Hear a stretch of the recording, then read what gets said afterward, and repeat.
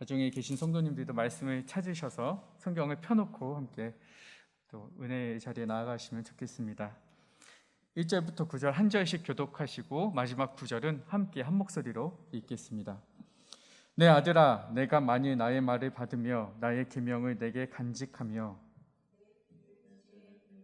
내 마음을 명철에 두며 지식을 불러 구하며 명철을 얻으려고 소리를 높이며 은을 구하는 것 같이 그것을 구하며 감추어진 보배를 찾는 것 같이 그것을 찾으면 여호와 경외하기를 깨달으며 하나님을 알게 되리니 대저 여호와는 지혜를 주시며 지식과 명철을 그 입에서 내심이며 그는 정직한 자를 위하여 완전한 지혜를 예비하시며 행실이 온전한 자에게 방패가 되시나니 대저 그는 정의의 길을 보호하시며 그의 성도들의 길을 보전하려 하심이라.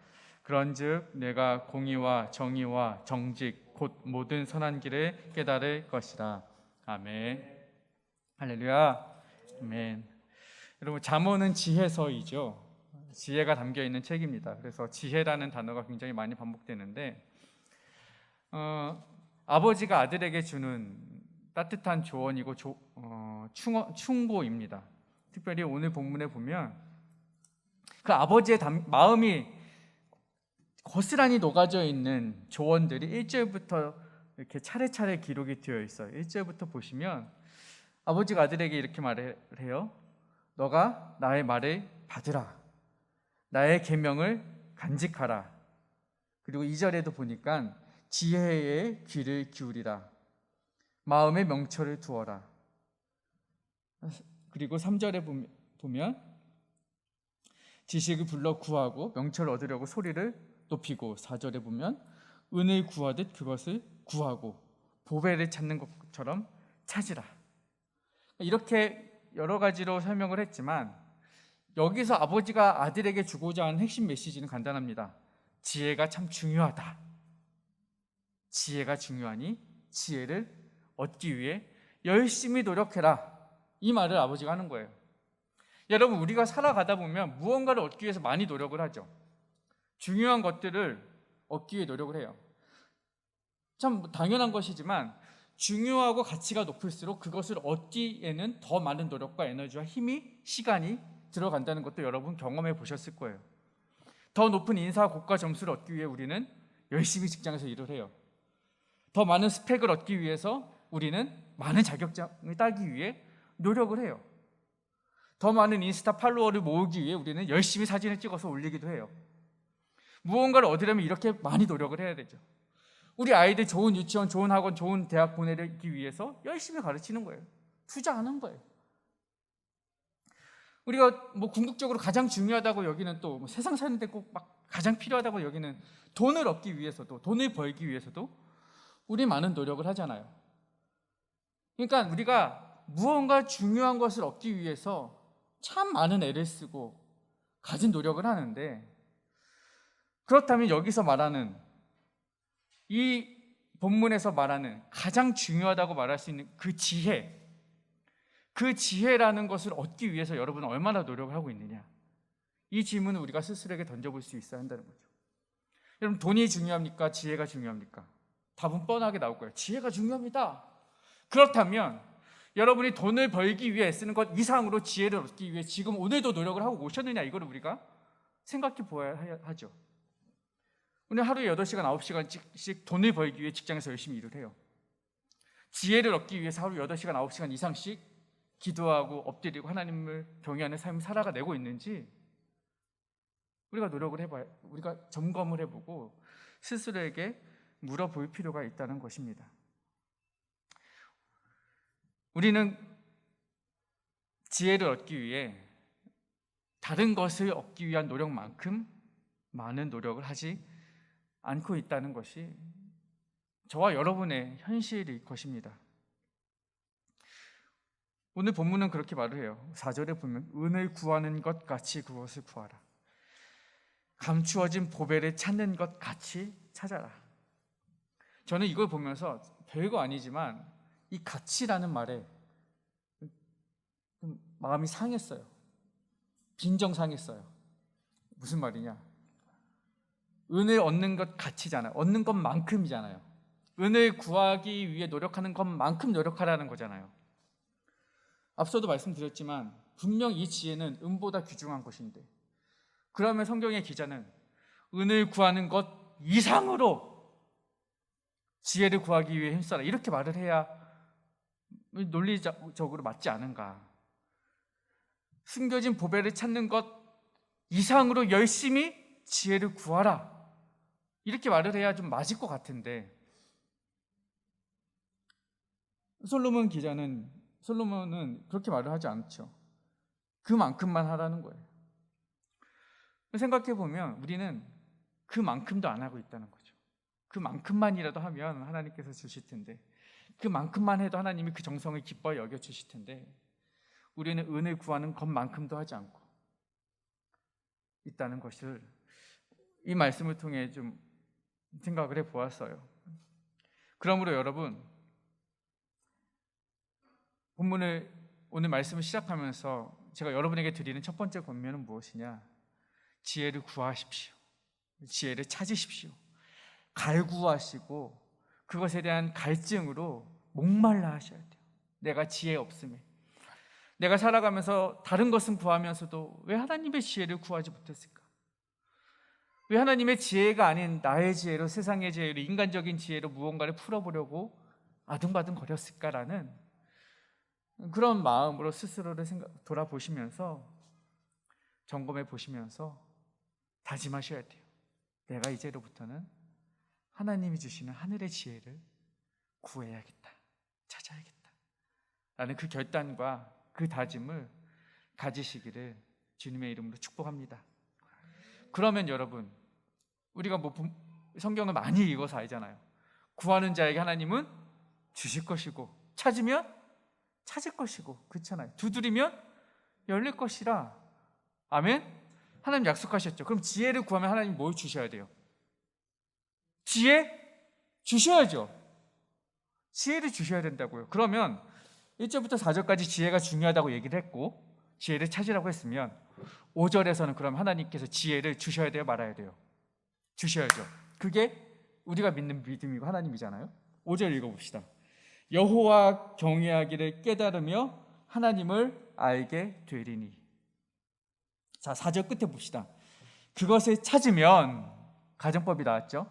찾으면, 그러면 지혜를 주시리니, 이렇게 5절이 나와야 될 것 같은데, 그러면 5절은 사실은 우리말은 번역이 안 됐지만 히브리어로 아즈라는 단어가 있어요. 그러면, 그때에, 그리하면이라는 단어가 있는데 생략됐어요. 그럼 그 단어가 있다고 생각을 하면, 하나님께 지혜를 찾으면, 그러면 그때 하나님께서 지혜를 주실 것이다 해야 되는데, 하나님께서 무엇을 주셔요? 여호와 경외하기를 깨닫게 될 것이다. 여호와 하나님을 알게 될 것이다. 지혜를 구해서 지혜를 주시는 게 아니라 하나님을 알게 된대요. 하나님을 경외하게 된다는 거예요.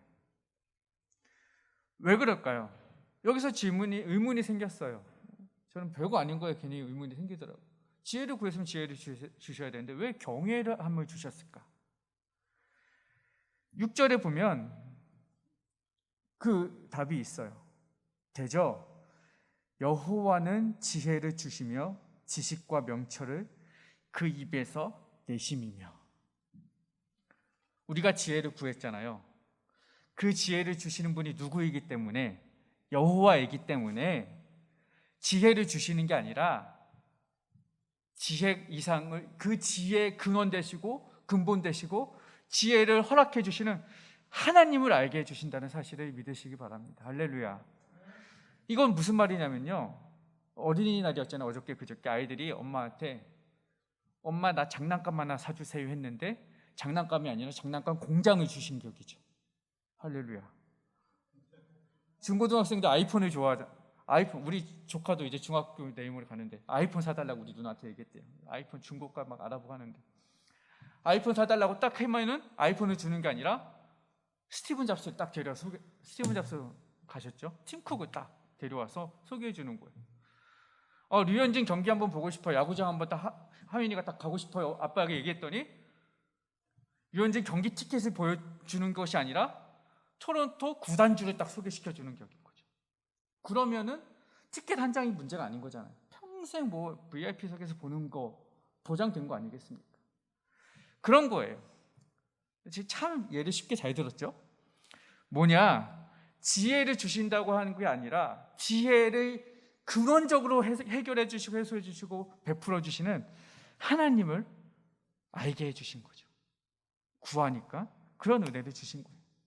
그러니까 그런 하나님은요, 뭐 토론토 구단주에 비할 바가 아니잖아요. 애플의 CEO에 비할 바가 아니잖아요.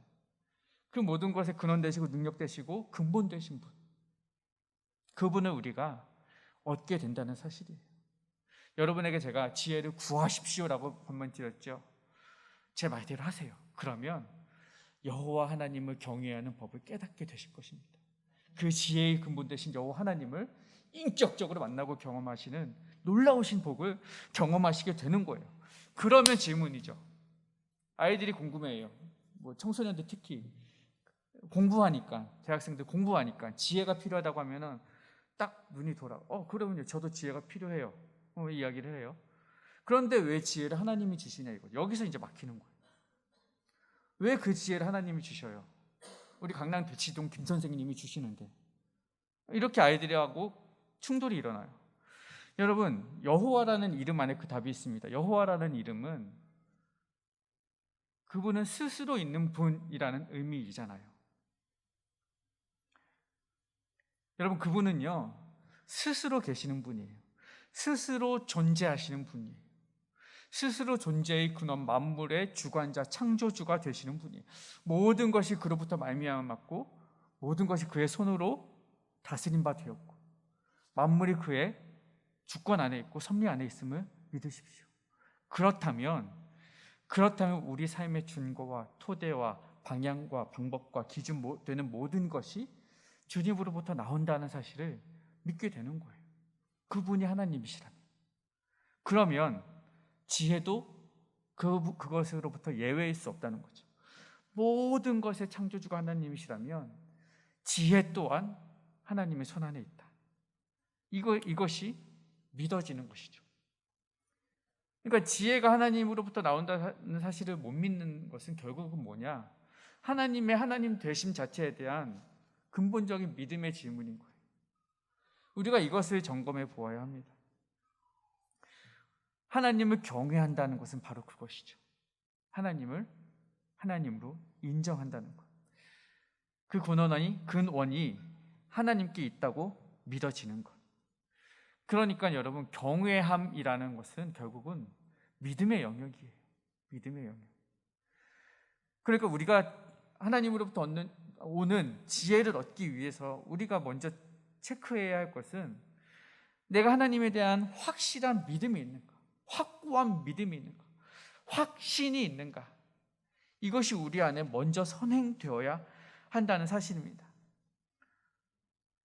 우리 개혁주의에서 말하는 가장 중요한 개념 중에 하나가 하나님 절대 주권 사상이잖아요. 하나님 절대 주권 사상. 모든 것을 다스리시는 분은 하나님이시다.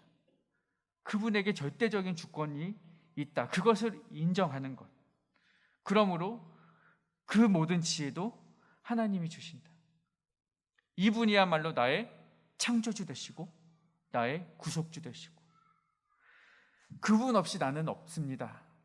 당신 없이 나는 없습니다라는 그 하나님 자체에 대한 믿음이 있어야 되는데 그 믿음이 있어야 그분에 대한 경외감이 생길 거 아닙니까? 그분을 하나님으로 인정하지 않는데 무슨 경외가 있으며 무슨 존경이 있으며 무슨 신뢰가 있겠으며 무슨 기도를 그분께 올려드리겠느냐. 그러므로 여러분, 근원적으로 돌아가면 이 지혜를 얻기 위해서 가장 필요한 것은 지혜를 주시는 그분 자체에 대한 믿음이 우리 안에 있어야 된다는 거예요. 저는 여러분에게 그런 믿음이 있으시기를 소망합니다. 힘들고 어려울 때, 지치고 낙마할 때, 나의 지혜 없음으로 인하여 한계를 느낄 때, 부족함을 느낄 때, 아플 때, 쓰라릴 때, 상처받을 때 얼마나 많아요. 나아가고 싶지만 나아갈 수 없을 때, 사업이 어렵고 고객과의 관계가 어렵고 부모와의 관계가 어렵고 자녀와의 관계가 어렵고 그때마다 우리는 지혜를 구하지만 지혜 없음으로 인하여 한탄하고 좌절하고 낙망하고 눈물 흘리고 그때 우리가 해야 될 게 뭐냐? 우리가 믿는 하나님 앞에 구하는 것이잖아요. 그때마다 우리 안에 그분에 대한 믿음이 날마다 싹 더 오르기를, 샘솟아 오르기를, 그리하여서 하나님과의 인격적인 교제와 만남과 그 성숙한 만남으로 인하여 여러분의 믿음이 자라가고 더욱더 하나님 앞에 지혜를 구할 때마다 받아 누리시는 삶이 되시기를 축복합니다. 그러면 지혜롭게 되면 그것으로 끝인가? 아니죠. 앞서 제가 5절 시작할 때 히브리어 단어 하나가 생략됐다고 그랬어요. 우리말로 번역할 때 아지라는 단어이고, 그때 그러면 그리하면이라는 인과적인 의미를 가지고 있는 단어인데, 9절에 보면 그런즉이라는 단어가 나오죠. 이게 아지라는 단어, 여기에는 번역이 됐어요. 그럼 결과가 나온 거죠. 그러니까 앞에서 다룬 내용들, 하나님께 지혜를 구하면 지혜를 주시지 않고 그 지혜의 그런 대신 여호와를 경외함을 깨닫게 하신다 그랬죠. 그러면 여호와를 경외하게 하신다. 근데 여기 또 아지가 나와요. 그러면 여호와를 경외하게 되면, 그러면 이 또 다른 결과가 나오는 거예요. 그럼 9절에 어떤 결과가 이루어져요? 9절 함께 읽어봅시다. 시작. 그런즉 내가 공의와 정의와 정직 곧 모든 선한 길을 깨달을 것이라. 아멘. 우리가 여호와를 경외하게 되면, 여호와를 믿는 믿음이 견고하고 단단해지면 우리에게 어떤 결과가 생기느냐? 공의와 정의와 정직한 삶이, 사회가 이루어진다는 거예요. 이것이 제가 오늘 본문을 우리가 꿈꾸는 세상이라고 정한 이유예요. 공의롭고 정의롭고 정직한 세상, 어쩌면 지금 아주 우리에게 정확하게 적확하게 필요로 되는 세상이 아닌가 생각을 해봐요. 우리 교회에 와서 제가 우리 목사님 설교를 통해 가장 많이 듣는 게, 이 정의롭지 않은 깨어진 사회와 시스템들, 사회적 약자들에 대한 아픔들 가장 많이 보고 듣고 배워요. 그게 현실이고요. 그게 젊은이들의 지금 심리이고요. 젊은이들만 그렇겠습니까?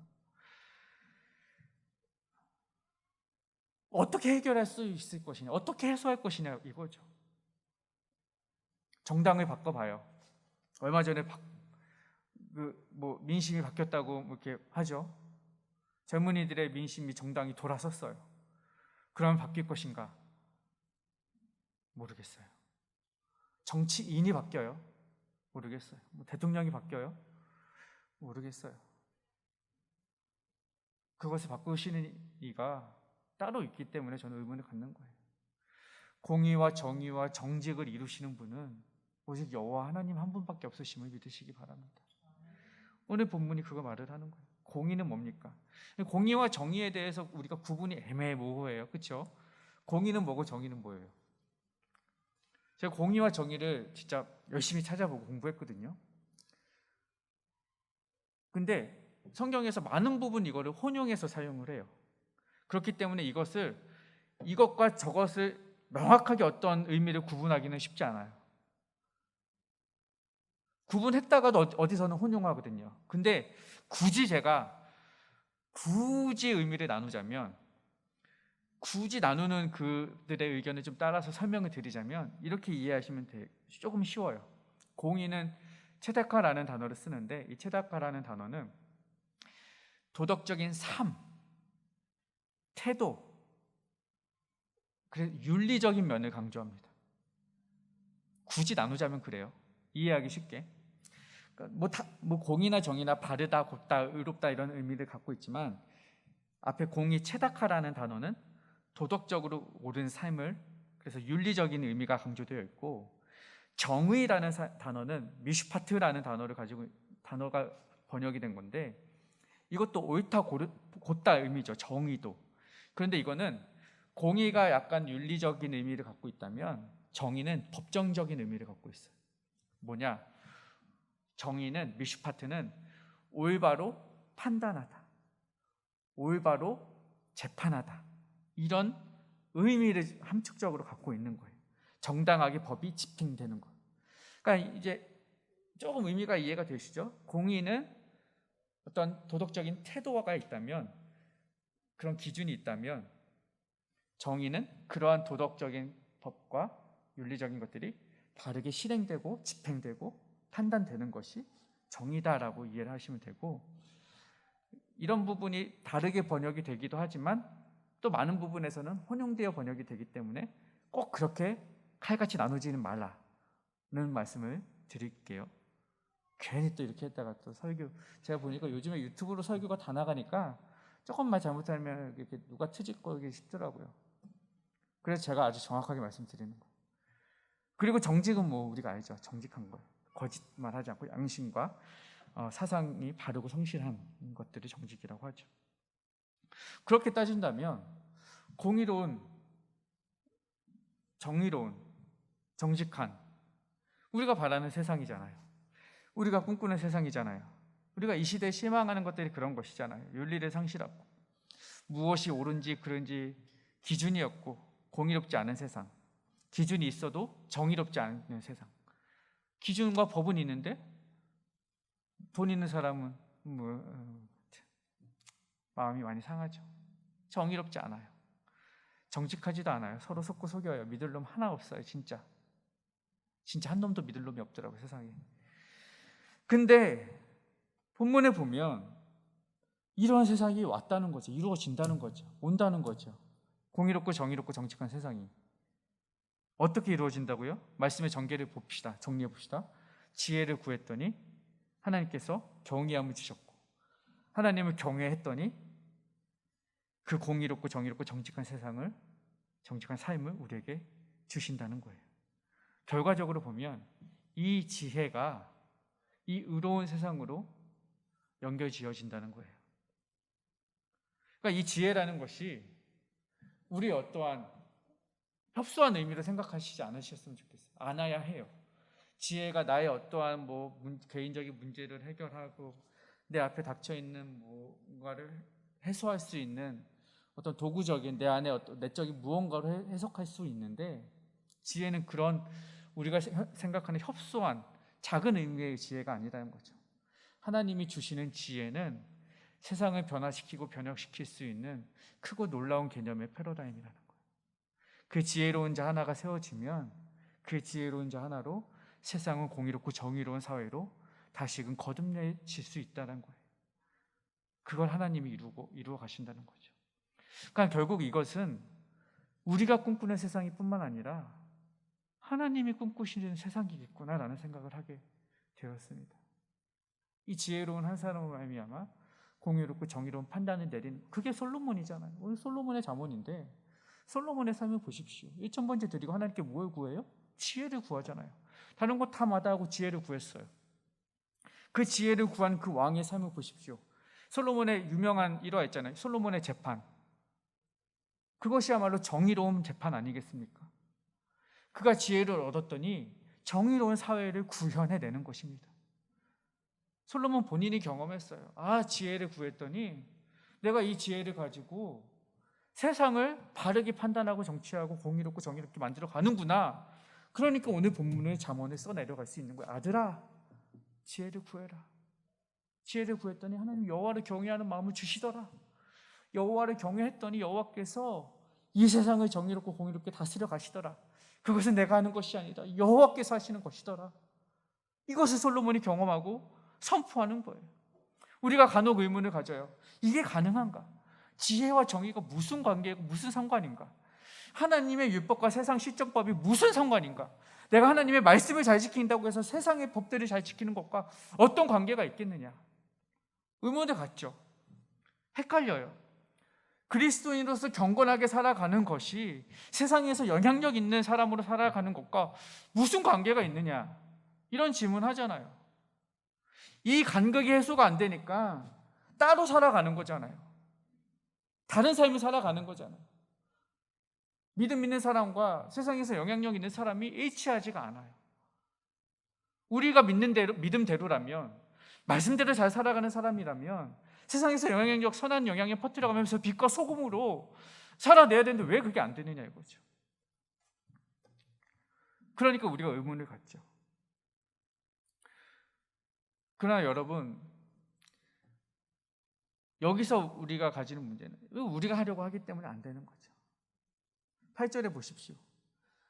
대저 그가 누구예요? 여호와께서는 정의의 길을 보호하시며 그의 성도들의 길을 보전하려 하십니다. 정의의 길을 보호하시고 성도의 길을 보전하셔요. 보호와 보전 같은 의미라고 봤을 때, 그렇다면 정의의 길과 성도의 길이 대꾸를 이루죠. 정의의 길이 성도의 길이라는 거예요. 그럼 정의로운 길은 뭐냐?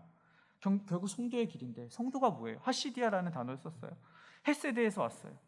공의롭고 정의롭고 거룩하고 구별된 삶을 살아갈 때 그것이 정의로운 삶이라는 거예요. 내 하나가 성도의 길을 걸어갈 때, 구별되고 거룩하고 정의로운 삶을 살아갈 때 이 땅에 정의의 길이 이루어진다는 것이죠. 앞서도 말씀드렸지만 정치인 바뀌어야 세상이 바뀌는 게 아니에요. 누가 바뀌어야? 그리스도인인 내가 바뀌어야 세상이 바뀌는 거예요. 여러분, 그런 확신과 확고한 믿음으로 나아가세요. 그런 자존감을 가지고 살아가십시오. 그리스도인이라는 게 그런 거예요. 나의 능력 보고 내가 할 수 있는 것을 보면 내가 세상 바꿀 수 있겠어요? 내 것이? 그런데 내 안에 하나님이 일하고 계시니까, 하나님이 그 길을 곧게 하실 것이라고, 보존하실 것이라고, 보호하실 것이라고 약속하셨으니까 그 약속 믿고 나아가면 정의로운 사회, 정의의 길이 성취되어지는 거예요. 펼쳐지는 거예요. 닦아지는 것입니다. 그러므로 여러분이 권면합니다. 이 땅 가운데 우리가 바라볼 때 부패하고 부정하고 억울한 모습들이 있어요. 안타까운 모습들이 있어요. 우리가 믿는 사람들로서 떠올려야 할 것은 뭐냐? 물론 세상을 바꾸기 위한 적극적인 무언가 진취적인 행위도 필요하겠지만은, 궁극적으로 중요한 것은 우리 믿는 이들이 각자의 자리에서 여호와를 경외하면서 여호와를 믿는 믿음을 스스로 한번 확인하면서 그로 인해 주어지는 지혜를 가지고 선한 일에 힘쓰는 성도의 길을 걸어가는 것, 그리하여서 이 땅 가운데 하나님의 나라를 일구어가고 세워가는 것, 그것이 저와 여러분이 해야 할 일인 줄로 믿습니다. 그런다고 무슨 일이 일어나겠어라고 의심이 들고 생각이 들 때 가져야 하는 마음은 뭐냐? 그것은 나의 힘으로 하는 것이 아니다. 하나님을 경외할 때 하나님이 이루어 가신다라는 확신으로 기도하시기를 주님의 이름으로 축복합니다. 그리하여서 우리 다산 따스한 교회로부터 공의롭고 정의롭고 정직한 세상이 시작되어지기를, 우리가 꿈꾸고 또 하나님이 꿈꾸시는 세상이 이 땅 위에 이루어지기를 주님의 이름으로 축복하며 기도합니다.